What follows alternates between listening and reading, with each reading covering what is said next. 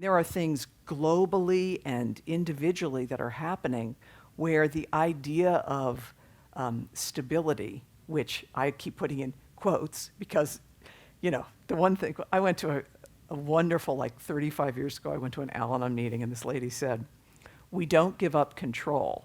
We give up the illusion of control." And I was like, oh, that's good. It would stay with me forever, right? It's like, we don't give up control. We give up the illusion that we have control. So even for us, the illusion that economies will be this way, political leaders will be this way, things will unfold in a certain way, this job, this spouse, this investment, that's not how life is. And we're experiencing that in a very dynamic way right now, and we have been for a while.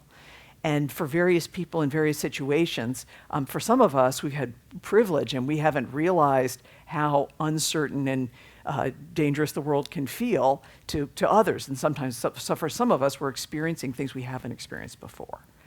But what I will tell you is, from a spiritual perspective, it's almost like we're having this deep understanding that nothing in the material world can give to us what only our spiritual connection can.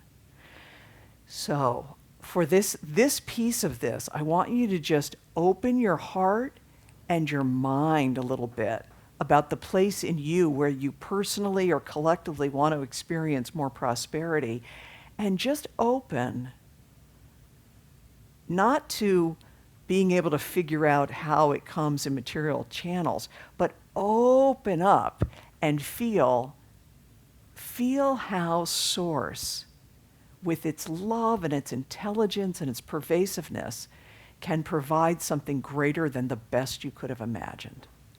Do you feel that? Yeah. Good. Good. And then here's the paradox, which is why,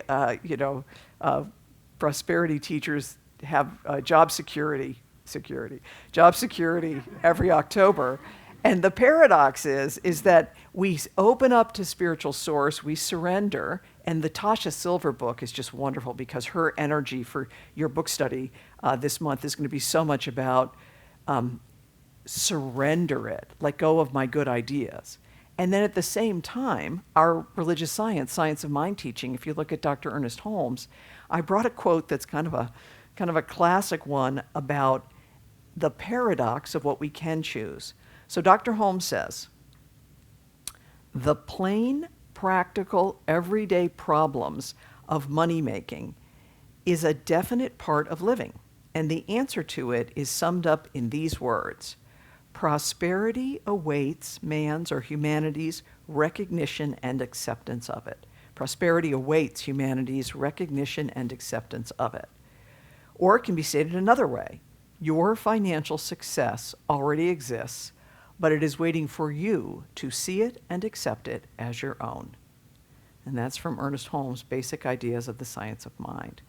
So that's a nice little guarantee there. Your financial success already exists, but is waiting for you to see and accept it.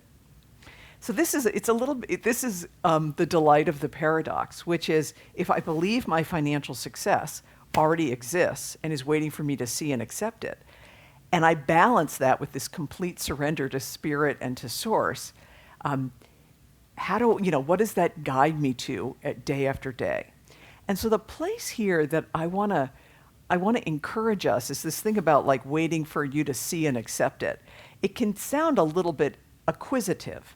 And definitely for me, over the course of the last 10 months, I've moved I do coaching often for entrepreneurs about their spiritual life and what they're doing entrepreneurially. And in many ways, that coaching, it used to be, and Joe will know this and others who've kind of been in the small business area, it used to be all you talked about was like, do you want to grow? How much do you want to grow by? I'm sure you want to grow, so let's get that thing growing. And that's what we help people see and accept. Do you want to grow by 25% or 50%? See yourself growing. And what's happening now that I am tuning into is the question of like prosperity is not just a more question. So you'll see that the slide will say, How do you see yourself? So this is where I think the edge of our prosperity experience is. Yes, for many people during this time, this may be a time where there's more business opportunity or more contribution opportunity or more work or more clients, and there may be a spiraling upward. But for others, the prosperity discovery has come in different ways, like, I see myself resourceful. I've seen this energy of resourcefulness and resilience that people have discovered that absolutely is a prosperity quality. So if you think about it, if someone said to you in February, for 10 months, you're not going to get on an airplane. When I was getting on an airplane 3 times a week, you're not going to get on an airplane, and all of this in-person training work, 90% of it's going to disappear. A few things will go online.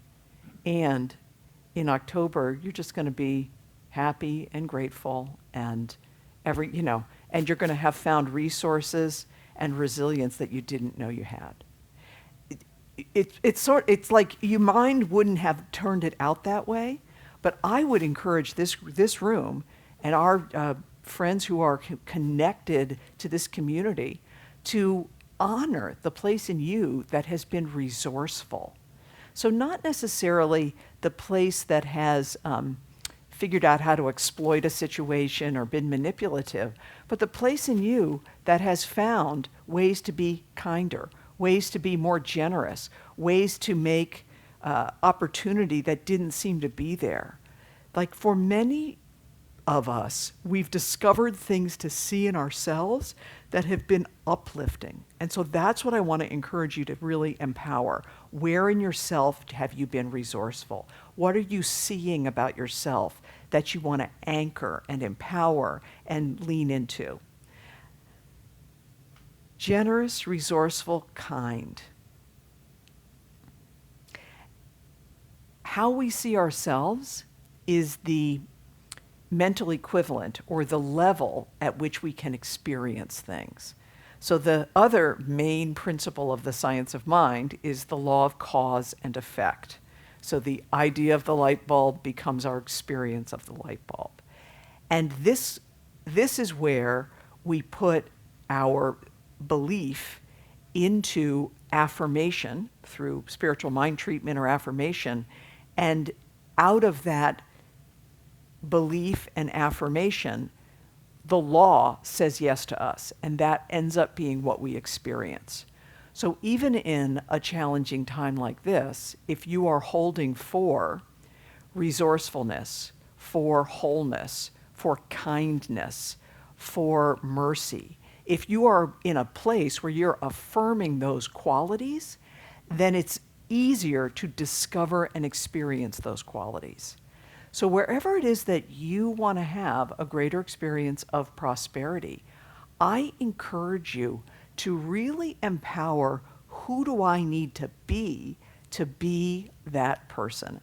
And I think we have the image of this kind of a classic, prosperity image is the individual who sees her or himself as generous and kind and prosperous, that when we see ourselves that way, it engenders in us behaviors and choices and decisions that activate the very thing we want to experience.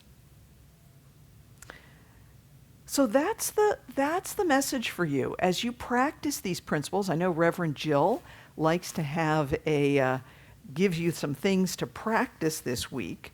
So here are your things to practice. I encourage you to stay open to source. So really keep heart, mind, and spirit in your spiritual practice, that you're opening, and the Tasha Silver work will be wonderful for those of you that do the book study. She has an abundance affirming offering prayer that is really a surrender prayer. And it's a wonderful one to anchor that feeling of the pour yourself in me, the use me, the awe of the divine. So open yourself to source. Let yourself experience the faith, the love, the givingness. And what channels are you blessing? So no judgment about the channels. If you have multiple generous, good-looking lovers, you bless them all, Just, I want you all to be blessing your channels. Whatever those channels are, so whether it is savings that's supporting the family for 3 to 6 to 9 months, whether it is PPP, or whether it is opportunity that you never thought you would take, or a different kind of gig, or whatever it is that is a channel for your support and good, I invite you to bless it. No judgment, no disrespect, no thinking that it doesn't count. Bless it. See the good in it. And then finally, see yourself as the very quality of prosperity. So choose to be gracious to each other. Be kind online. That will bless the world. Be generous. Be of service here in your spiritual community. See yourself in prosperity and generosity, and recognize that when you do that, you are emulating the divine. The divine is prosperous, just like you, just like me. All right. So peace and blessings, dear one. That is our message. We're going to move into a spiritual mind treatment. So I invite you all, if you're comfortable, you can close or soften the eye, and let us pray.